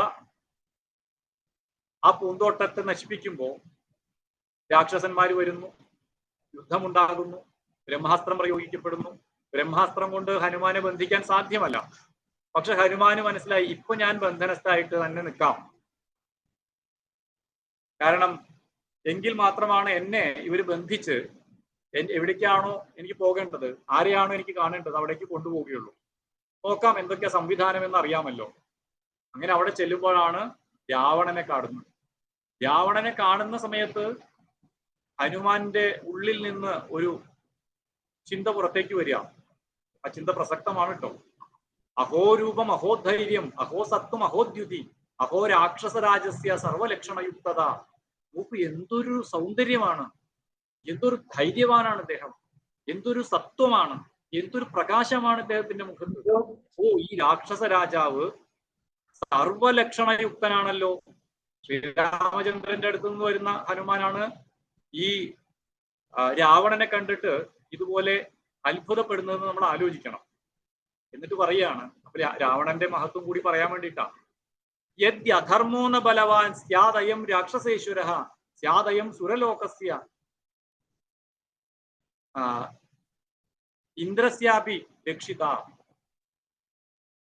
ഈ രാവണൻ എത്ര ബലവാനാണ്, ഇയാൾക്ക് ധർമ്മവും കൂടെ ഉണ്ടെങ്കിൽ അദ്ദേഹം ഈ രാക്ഷസേശ്വരനായി ഈ ദേവലോകത്തെയും എല്ലാ ലോകത്തെയും ഭരിക്കാനുള്ള പ്രാപ്തി അദ്ദേഹത്തിനുണ്ടല്ലോ. പക്ഷെ അദ്ദേഹം അധർമ്മിയായി പോയി എന്നുള്ള ഒറ്റ കാരണമാണുള്ളത്. ബാക്കിയൊക്കെ 99 ശരികളാണ്. പക്ഷേ ഈ അധർമ്മിയായി പോയി എന്നുള്ള ഒറ്റ പ്രശ്നം കൊണ്ടാണ് ഇനിയുള്ള അനുഭവം അദ്ദേഹത്തിന് ഉണ്ടാകാൻ പോകുന്നത്. എന്താ അധർമ്മം? പരദാരാൻ കൃതപരിഗ്രഹ. പരദാരങ്ങളെ, മറ്റുള്ളവരുടെ ഭാര്യമാരെ പിടിച്ചുകൊണ്ടുവരുന്ന ഈ ഒറ്റ അധർമ്മം കൊണ്ട് ഇദ്ദേഹത്തിന് ആ യോഗ്യത ഇല്ലാണ്ട് പോയിരിക്കും. എന്തായാലും ഈ ദൂതനെ കൊല്ലാൻ വേണ്ടി രാവണൻ ആജ്ഞാപിക്കുമ്പോൾ വിഭീഷണൻ പറയുന്നു ദൂതന്മാരെ കൊല്ലാൻ പാടില്ല. അപ്പോ രാവണൻ പറയുന്നു, ഒന്നൊരു കാര്യം ചെയ്യാം, വാലില് തുണി ചുറ്റി എണ്ണ മുക്കിയിട്ട് തീ കൊടുക്കാം, നമുക്കൊന്ന് കാണാലോ, രസിക്കാലോ. എന്നിട്ട് എല്ലാവരെയും കൊണ്ട് അയാളെ പ്രദർശിപ്പിക്കൂ, എല്ലാവരും കാണട്ടെ. ഈ ലങ്കയിൽ കടന്നു കയറി അതിക്രമം പ്രവർത്തിച്ചാൽ ഇതായിരിക്കും ഫലം എന്ന് കാണട്ടെ. ഹനുമാൻ വിചാരിച്ചു, ഇത് തന്നെയാണല്ലോ ഞാൻ കാണാൻ ആഗ്രഹിച്ചത്, എനിക്ക് ഇവിടുത്തെ സംവിധാനങ്ങളൊക്കെ ഒന്ന് കാണാമല്ലോ. അങ്ങനെ ഈ രാക്ഷസന്മാര് ഹനുമാനെയും കൊണ്ട് അവിടെ എല്ലാം ചുറ്റി സഞ്ചരിക്കുന്നു. ഹനുമാൻ അപ്പോ ചെയ്ത പണി എന്താ? എന്തായാലും ഈ ലങ്കാപുരിയെ ഇല്ലാതാക്കിക്കൊണ്ട് വേണം ഇനി യുദ്ധം നടത്താൻ വേണ്ടി. എന്നെ കൊണ്ട് പറ്റുന്ന കുറച്ച് കാര്യങ്ങൾ ചെയ്തു വെക്കാം. അങ്ങനെ അവിടെ കണ്ട ആ വലിയ ഉയർന്നു നിൽക്കുന്ന സൗധങ്ങൾക്കുള്ളിലേക്ക് തന്റെ വാല്, അഗ്നി ജ്വലിക്കുന്ന വാലിനെ കാണിച്ചു അത്ര. അങ്ങനെ അതിനെല്ലാം തീ കൊടുത്തു. വിഭീഷണന്റെ ആ വീട് മാത്രം ഒഴിവാക്കിയിട്ട് ലങ്കാപുരിയുടെ വലിയൊരു ഭാഗം തന്നെ ചുട്ടരിച്ചുകൊണ്ടാണ് അവിടെ നിന്ന് ആ കടലിൽ തന്റെ വാല് മുക്കി അഗ്നിയെ ഇല്ലാതെയാക്കിയിട്ട് തിരിച്ച് രാമന്റെ അടുത്തേക്ക് തിരിച്ചു ചാടുന്നത്. അപ്പോഴും ഹനുമാന്റെ ആ വാക്സിദ്ധിയെ കുറിച്ച് ഒരു സന്ദർഭം അവിടെയും സൂചിപ്പിക്കാനുണ്ട്. കാരണം എന്താ, ഹനുമാൻ പോന്ന സമയത്ത് മറ്റുള്ള വാനരന്മാരും എല്ലാം സീതാന്വേഷണത്തിന് പുറപ്പെട്ടവരെല്ലാം അവിടെ ദർഭപ്പുല്ല് വിരിച്ച് ഭക്ഷണം ഉപേക്ഷിച്ച് പ്രായോപവേശം ചെയ്യാൻ വേണ്ടി, ജീവൻ ത്യജിക്കാൻ വേണ്ടി തയ്യാറായിട്ടാണ് കിടക്കുന്നത്. അപ്പൊ അങ്ങ് അകലെ നിന്നൊരു പൊട്ടുപോലെ ഹനുമാൻ തിരിച്ചു വരുന്നത് കാണുമ്പോ ഇവരുടെ എല്ലാം ഉള്ളിൽ ഉണ്ടാകാവുന്ന ഒരു ചോദ്യം എന്താ? സീതയെ കണ്ടോ ഇല്ലയോ എന്നുള്ള ഒരു ചോദ്യമാണ് ഉണ്ടാവുക. അപ്പൊ ആ ചോദ്യം ഇതായിരിക്കുമെന്ന് മനസ്സിലാക്കിയിട്ട് പാഞ്ഞു വന്ന് അവിടെ ചാടി ഇറങ്ങിയ ഹനുമാൻ പറയുന്നത്, ദൃഷ്ടാ സീതേതി വിക്രാന്ത സംക്ഷേപേണ നിവേദയത്. അവരുടെ മനസ്സ് മനസ്സിലാക്കിയിട്ട് കണ്ടു സീതയെ ഏറ്റവും ചുരുക്കി. കാരണം അതാണ് ഈ യാത്രയുടെ ഫലമായിട്ട് ഇവർക്ക് അറിയേണ്ടത്, കാത്തു നിൽക്കുന്നവർക്ക്. അപ്പൊ ഞാൻ അവിടെ പോയി പോകുന്ന ചില കാര്യങ്ങൾ കഴിഞ്ഞ് വരുമ്പോ പോകുന്ന സമയത്ത് മൈനാക്കം വന്നു, പിന്നെ അതിനുശേഷം സുരസയെ കണ്ടു.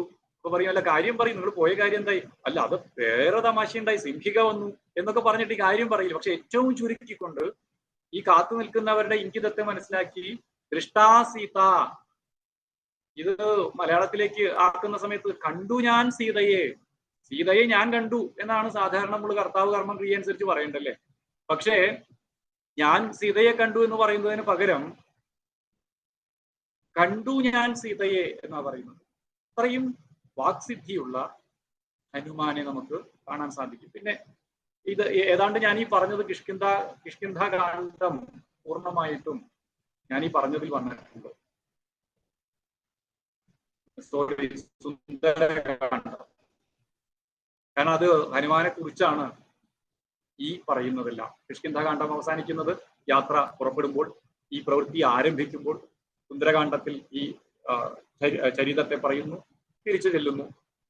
നോക്കൂ, ഇവിടെ നമ്മൾ എങ്ങനെ നോക്കുമ്പോഴും ശ്രീരാമഭക്തനായിട്ടല്ല നമ്മൾ കാണുന്നത്. നേരത്തെ പറഞ്ഞപ്പോ എല്ലാവരെയും വന്ദിച്ച കൂട്ടത്തിൽ രാമലക്ഷ്മണന്മാരെയും വന്ദിച്ചു എന്ന് എഴുതിയിട്ടുണ്ടെന്ന് മാത്രമേ ഉള്ളൂ. സുഗ്രീവന്റെ ആജ്ഞ നിറവേറ്റാൻ വേണ്ടിയിട്ടാണ് ഹനുമാൻ പുറപ്പെടുന്നത്. ആ പുറപ്പെടുന്ന സമയത്ത് ആ ദൃഢനിശ്ചയം തൊട്ട്, ധൈര്യം തൊട്ട്, ബലം തൊട്ട്, ബുദ്ധി തൊട്ട്, ധൃതിർ ദൃഷ്ടിർ മതിർ, അല്ലെ, എന്താ ആ 4 കാര്യങ്ങൾ, ഇതെല്ലാം ധൃതിർ ദൃഷ്ടിർ മതിർ ദാക്ഷ്യം. പിന്നെ ഓരോ ചുവടും വെക്കുമ്പോൾ മുന്നോട്ട് എന്ത് ചെയ്യണമെന്ന് ആലോചിച്ചുറപ്പിച്ച്, ചെയ്ത പ്രവൃത്തികൾ ശരിയാണോ തെറ്റാണോ എന്ന് വിശകലനം ചെയ്ത് അങ്ങനെ ഏറ്റെടുത്ത പ്രവൃത്തിയെ പൂർത്തീകരിക്കുന്ന ഒരു ഹനുമാനെയാണ് നമുക്ക് കാണാൻ സാധിക്കുക. ഇത് കൃത്യമായിട്ട് നമ്മുടെ യുവാക്കൾ പഠിക്കേണ്ടതല്ലേ? ഇതല്ലേ ഇക്കാലഘട്ടത്തിൽ ഈ പുതിയ നൂറ്റാണ്ടിന്റെ സ്കില്ലായിട്ട് പറയപ്പെടുന്നത്? ഈ കാര്യങ്ങളൊക്കെ അല്ലേ എന്നാണ് ഇത് വായിച്ചപ്പോൾ എനിക്ക് തോന്നിയത്. പ്രത്യേകിച്ച് എഡ്യൂക്കേഷൻ മേഖലയിൽ പ്രവർത്തിക്കുന്നതുകൊണ്ട് കൂടി ആയിരിക്കാം. അപ്പൊ എൻ്റെ ആ ചിന്തകളാണ് ഞാൻ നിങ്ങളുടെ മുന്നിലേക്ക് വെച്ചത്. എപ്പോഴും ഞാൻ പറയുന്നത് പോലെ രാമായണ കാലത്തിലേക്ക് നമ്മൾ പോയിട്ട് രാമായണത്തെ കാണുകയല്ല, രാമായണത്തെ ഇക്കാലഘട്ടത്തിലേക്ക്, നമ്മുടെ ജീവിതത്തിലേക്ക് ചേർത്ത് വെച്ച് ചിന്തിക്കണം എന്ന് പറഞ്ഞുകൊണ്ട് എൻ്റെ വാക്കുകൾ ഉപസംഹരിക്കുന്നു. എന്തെങ്കിലും ഞാൻ ക്ലാരിറ്റി വരുത്തേണ്ടതുണ്ടെങ്കിൽ ഞാൻ പറയാം. എന്തെങ്കിലും സംശയം ഉണ്ടെങ്കിൽ ചോദിക്കാം. ഹലോ, കേൾക്കാമോ? കേൾക്കാം, പറഞ്ഞു. സാറേ, ഇതിപ്പോ നമ്മൾ ഈ ഹനുമാൻ എന്ന് പറഞ്ഞൊരു വാനര ഇതായിട്ടാണല്ലോ നമ്മളിപ്പോ ഈ പുരാണങ്ങളിലൊക്കെ കാണുന്നത്. അപ്പൊ ഈ വാനരനും മനുഷ്യനുമായിട്ടൊരു സംവാദം, അപ്പോ അതിന്റെ ഒരു സംഗതിയാണ് എനിക്ക് മനസ്സിലാവാത്തത്. സാധാരണ നമ്മള് മനുഷ്യന്മാർക്ക് വേണ്ടി സംസാരിക്കുന്നു, യുദ്ധം ചെയ്യുന്നു, അങ്ങനെയൊക്കെയാണല്ലോ സാധാരണ വേണ്ടത്. അപ്പൊ ഹനുമാൻ ഒരു വാനര വേഷത്തിൽ മനുഷ്യരോട് എങ്ങനെ സംസാരിക്കുന്നു, അതുപോലത്തെ കാര്യങ്ങളെ ആണ് എനിക്ക് മനസ്സിലാവാത്തത്. ഒന്ന് പറഞ്ഞുതരാൻ പറ്റുമോ? അതില് നമ്മള് വാനരന്മാര് മാത്രമല്ല, എല്ലാ ജീവികളും നമ്മളുടെ പുരാണങ്ങളിലും ഇതിഹാസങ്ങളിലും ഒക്കെ സംസാരിക്കുന്നവരാണ്. കാരണം അവരെ കൊണ്ടൊക്കെ ചില കാര്യങ്ങൾ നമ്മളെ അറിയിപ്പിക്കാനുണ്ട്. ഈ കഥാപാത്രങ്ങളൊക്കെ അതിൽ വരുന്നത് നമുക്ക് വേണ്ടിയാണ് ഇതൊക്കെ ഉണ്ടായിട്ടുള്ളത്. നമ്മളിപ്പോ എന്താ പറയാ, നമ്മൾ ഈ ലോകത്തിരുന്നിട്ട് നമ്മളോട് ഇപ്പോൾ ഒരു വാനരൻ സംസാരിക്കുമോ എന്നുള്ള രീതിയിലേക്ക് ചിന്തിക്കണ്ട. ചില ആശയങ്ങൾ നമ്മളുമായിട്ട് പങ്കുവെക്കുന്നുണ്ട്. കാരണം അവിടെ വാനരന്മാർ മാത്രമല്ല, ഈ ജാമ്പവാൻ എന്ന് പറയുന്നത് കരടിയാണ്. അപ്പൊ അതിനെ ആ അർത്ഥത്തിൽ എടുത്താൽ മതി. ഈ പറഞ്ഞ ആശയത്തിൽ വേണമെങ്കിൽ വേറൊരു തരത്തിലൊരു ചിന്തയും കൂടി ആവാം. എന്നുവെച്ചാൽ നമ്മളൊരു ധാർമ്മികമായിട്ടുള്ള ഒരു കാര്യത്തിന് വേണ്ടി ഏർപ്പെടുമ്പോൾ എല്ലാം ഈ പ്രകൃതി തന്നെ നമ്മളുടെ കൂടെ നിൽക്കും എന്നുള്ള തരത്തിലും വേണമെങ്കിൽ അതിനൊരു ഒരു അർത്ഥം അങ്ങനെയും എടുക്കാം. കാരണം വെച്ചാൽ ഇതിൽ നിന്നൊക്കെ ഇപ്പോ ഞാൻ ഈ പറഞ്ഞ 21st സെഞ്ചുറി സ്കില്ലിനെ കുറിച്ചൊക്കെ പറഞ്ഞല്ലോ, ഇതൊക്കെ ആചാര്യന്മാർ പറഞ്ഞു വെച്ചിരിക്കുന്ന നമ്മൾ മനസ്സിലാക്കി എടുക്കണം. നമ്മളുടെ ലോകത്തേക്ക്, നമ്മുടെ അസ്മിൻ സാമ്പ്രതം ലോകേ എന്നാണുള്ളത് തുടങ്ങുന്നത്. ഈ ലോകത്ത് ആരാണ് ഇങ്ങനെയുള്ള ജീവിക്കുന്ന ധർമ്മിഷ്ഠന്റെ ആള് എന്നുള്ള ചോദ്യത്തിൽ നിന്നാണ് രാമായണം ആരംഭിക്കുന്നത്. അപ്പൊ എല്ലാ കാലഘട്ടത്തിലേക്കും പ്രസക്തമായിട്ടുള്ള രീതിയിൽ അതത് കാലഘട്ടങ്ങളിൽ നമ്മൾ അതിനെ സമീപിക്കുന്ന പോലെയാണ് നമുക്ക് മറുപടി തരിക. അപ്പൊ ഇതിൽ നമുക്ക് ധാരാളം സാധ്യതകളുണ്ട് ഇങ്ങനെ മനസ്സിലാക്കാൻ വേണ്ടി. അപ്പൊ പ്രകൃതി തന്നെ ഒരുമിച്ച് മറ്റു ജീവജാലങ്ങളും, കാരണം ഈ വനത്തിലാണ് വന്ന് പെടുന്നത്, അരണ്യത്തിലുള്ള ഒരു വാനര രാജ്യമാണ് അത്. അവരും കൂടി നമുക്ക് സഹായകമായിട്ട് നിൽക്കുമെന്ന് വേണമെങ്കിൽ അങ്ങനെ ചിന്തിക്കാം. സാർ, ഞാൻ ചെറിയൊരു സംശയമാണ് സാർ. നമ്മുടെ ഇപ്പൊ ഹനുമാൻ സ്വാമി ഉള്ളത് എപ്പോഴും കദളി വനത്തിലാണെന്ന് പറയുമല്ലോ. ഇത് എന്താണ് ഈ കദളി വനം? അത് നമ്മളിപ്പോ കദളി പഴമാണോ, എന്താണത്? എനിക്ക് അതിനെ കുറിച്ച് ജസ്റ്റ് ഒന്ന് അറിയാൻ വേണ്ടിയിട്ടാണ്. ഒരു കദളി എന്നുള്ള വാക്കിന് വാഴ എന്ന് മാത്രമേ അർത്ഥമുള്ളൂ. നമ്മള് ഇവിടെ കദളിപ്പഴം എന്നുള്ള ഒരു പ്രത്യേകതര പഴത്തിന് അങ്ങനെ പേരിട്ട് വിളിക്കുന്നതുകൊണ്ടാണ് നമുക്ക് സംശയം വരുന്നത്. അത് ശരിയായിട്ടുള്ള അർത്ഥത്തിൽ നേന്ത്രപ്പഴവും റോബസ്റ്റ് ഒക്കെ കദളിപ്പഴം തന്നെയാണ്. വാഴ എന്നുള്ള അർത്ഥമേ ഉള്ളൂ. വാഴത്തോട്ടം അത് വാനരന്മാർക്ക് കൂടുതൽ താല്പര്യമുള്ളതെന്നുള്ള അർത്ഥത്തിലായിരിക്കാം. ഇങ്ങനെയുള്ള പഴങ്ങളൊക്കെയാണല്ലോ അവർക്ക് ഇഷ്ടം, അതുകൊണ്ടായിരിക്കും. കദളി വനം എന്ന് പറയുന്നത് ഇന്ന ഒരു സ്ഥലത്താണ്, അങ്ങനെ എന്തെങ്കിലും ഉണ്ടോ? ഇല്ല, ഈ കിഷ്കിന്ധയിലെ മന്ത്രിയായിരുന്നല്ലോ. കിഷ്കിന്ധ എന്ന് പറയുന്നത് ഇന്നിപ്പോ കർണാടകയില് ഹംപി എന്ന് പറയുന്ന പ്രദേശമാണെന്ന് പറയുന്നു. ശരി. ആ പിന്നെ വാനരന്മാര് താമസിക്കാൻ ആഗ്രഹിക്കുന്നത് ഇങ്ങനെ ഈ ഫലങ്ങൾ നിറഞ്ഞ സ്ഥലമാണ്, അവിടെ വാഴപ്പഴം കൂടുതൽ അവർക്ക് പ്രിയമാണെന്നുള്ള അർത്ഥത്തിൽ അതുകൊണ്ടായിരിക്കും കദളി വനം എന്ന് പറഞ്ഞിട്ടുണ്ടാവുക. Okay okay okay sir, thank you sir. Jai Sriram.